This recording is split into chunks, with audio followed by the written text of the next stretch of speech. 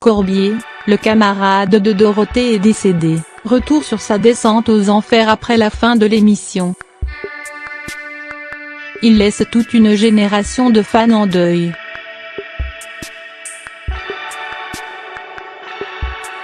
C'est sur Twitter que Jean-Luc Azoulay, producteur du Club Dorothée, a annoncé la triste nouvelle: Corbier nous a quittés cette nuit.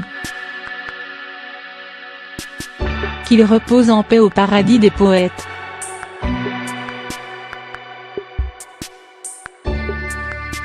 Pensez à Dounéaoui. Alain Roux, plus connu sous le pseudonyme de François Corbier, était musicien, auteur et compositeur. Il fut avant tout un des principaux visages de la bande de Dorothée dans le programme Jeunesse Culte diffusé sur TF1.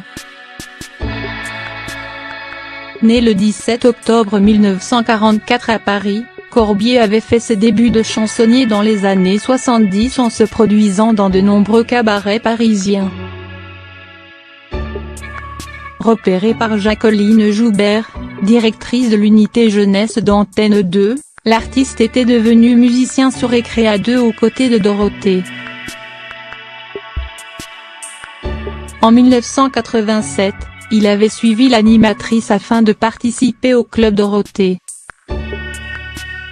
Le début d'un succès retentissant qui lui permit de devenir l'une des icônes des plus jeunes, grâce notamment à la mini-série Pas de pitié pour les croissants. En 1996, il quitta le Club Dorothée afin de se consacrer à sa carrière de chanteur. Le début d'un gros passage à vide.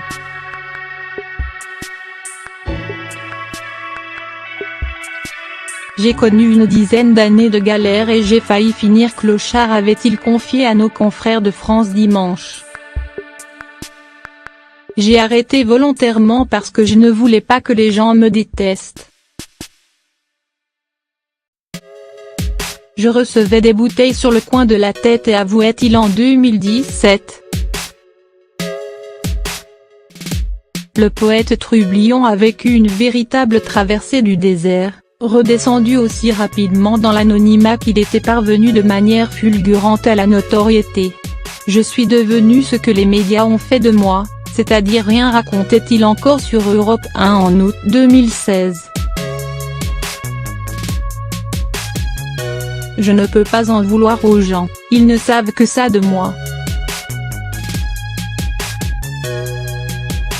Lorsque quelqu'un dans la rue me reconnaît, ça arrive encore. On vient me dire: Monsieur Corbier, on vous aime beaucoup, et comment va Dorothée ? Je ne peux quand même pas envoyer promener les gens, témoignait le chansonnier qui a bercé l'enfance de nombreux téléspectateurs.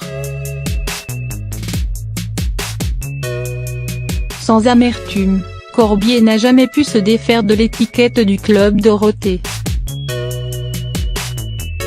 Cela ne l'avait pas empêché de sortir une série d'albums dans les années 2000 et de chanter sur un dernier disque en 2015, Vieux Lion. Une voix que ses fans seront ravis de redécouvrir.